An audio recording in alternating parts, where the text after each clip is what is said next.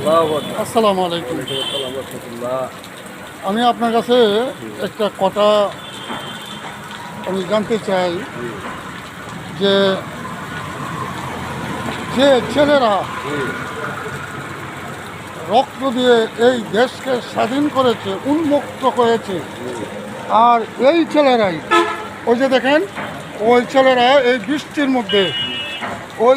মধ্যে কিন্তু এই যে দেখেন ওরা ট্রাফিক যে কাজটা করতো এই কাজটা করতো এই ছেলেরা এই বৃষ্টির মধ্যে আপনারা দেখতে পাচ্ছেন যে ওই বৃষ্টির মধ্যে ওই ছেলে এই ছেলেটি যারা রক্ত দিয়ে এই দেশকে স্বাধীন করেছে তারাই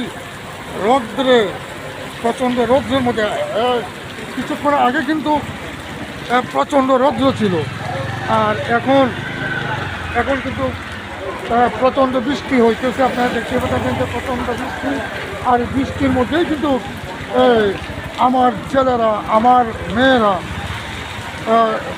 ওরা কিন্তু এই বৃষ্টিতে ভিজে কিন্তু আমরা ট্রাফিকের দায়িত্ব পালন করছেন।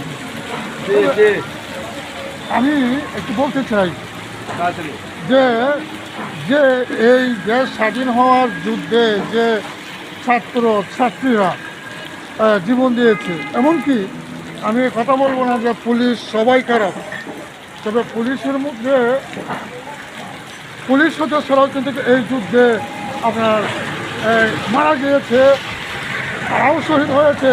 তবে বিচার হওয়া উচিত যিনি পুলিশ কমিশনার ছিল ওনার বিচার হওয়া উচিত। আর অনেক পুলিশ সদস্য আছে, সবাইকে খারাপ তেমন না, তবে একটা বিয়েত বলুগা সেই পুলিশ কমিশনার যে কমিশনার এই লেলিয়ে দিয়েছে আমার সন্তানের উপরে লেলিয়ে দিয়েছে, আর আমার সন্তানরা কিন্তু ঘরে বসে থাকে নাই, আমার সন্তানরা মরেছে 20 জন, আর পুলিশ সদস্য মরেছে 5 জন। তার জন্য দায়ী এই পুলিশ